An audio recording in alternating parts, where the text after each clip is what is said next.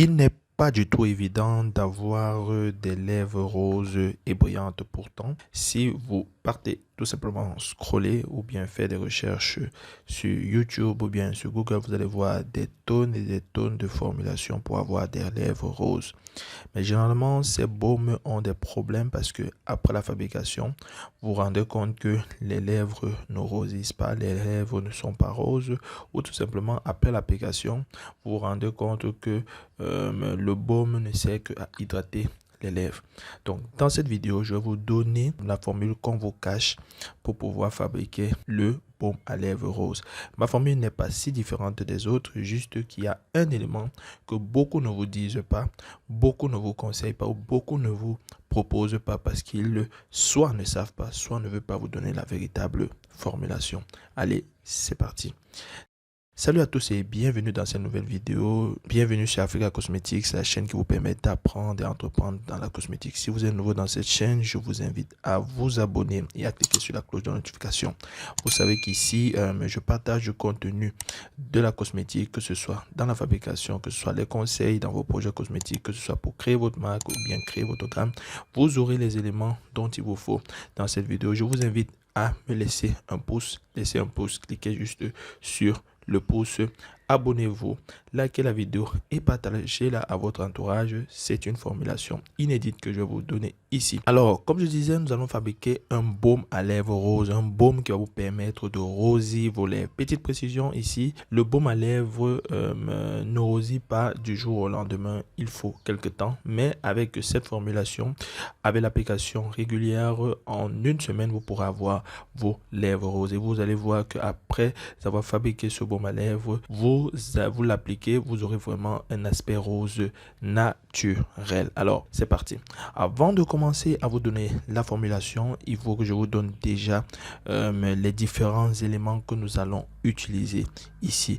Nous allons utiliser pour 100 grammes de formulation, nous allons utiliser 30 grammes de cire d'abeille. La cire d'abeille ici, c'est tout simplement l'émulsifiant qui va permettre de solidifier notre baume.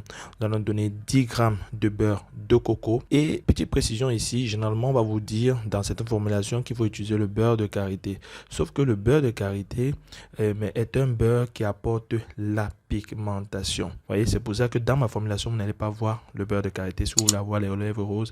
Oubliez le beurre de karité. Les gens utilisent généralement le beurre de karité pour apporter son effet consistant, pour apporter son effet baumant. Il n'est pas mauvais pour l'utilisation, mais moi j'utilise le beurre de coco.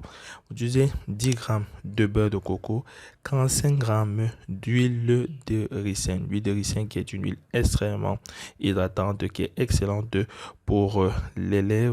Après notre huile de ricin, l'autre corps gras que nous allons utiliser ici, c'est la lanoline. La lanoline bio, c'est tout simplement un produit qui est une graisse qui va apporter encore l'effet hydratant à notre baume. Donc, il va se compléter à nos corps gras qui sont l'acide d'abeille, le beurre de coco, l'huile de ricin. Et l'autre élément aussi, c'est la vitamine E. La vitamine E pour enlever l'oxydation de notre baume. Et l'élément principal qui va venir rosir les lèvres, l'élément fondamental que vous devriez utiliser pour pouvoir rosir efficacement vos lèvres et avoir du résultat, c'est le pigment.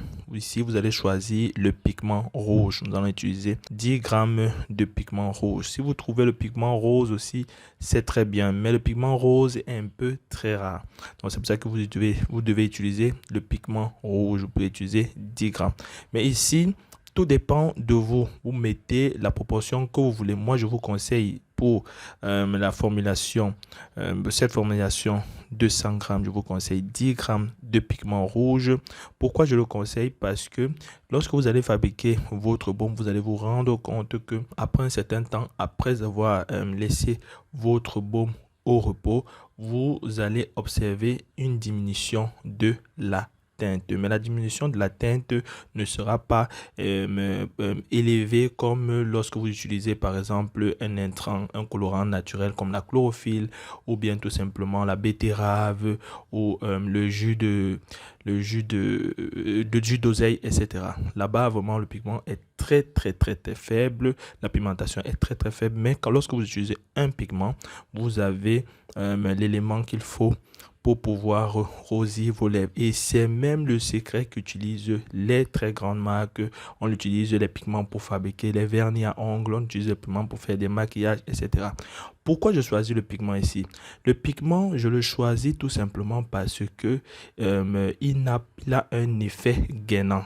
Et donc, c'est-à-dire quoi? C'est-à-dire qu'il va envelopper notre mélange. Il est différent, par exemple, du colorant qui va donner une teinte.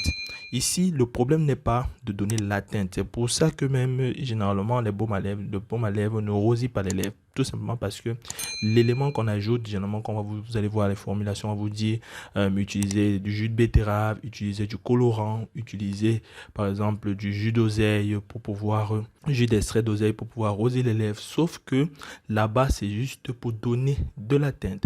Or, le pigment, lui, il va venir ici envelopper, il va venir gainer notre baume et rester en suspension afin de pouvoir donner la couleur qu'il faut à nos lèvres. Donc, voilà les éléments principaux que nous allons utiliser ici pour la formulation de notre baume à lèvres rose.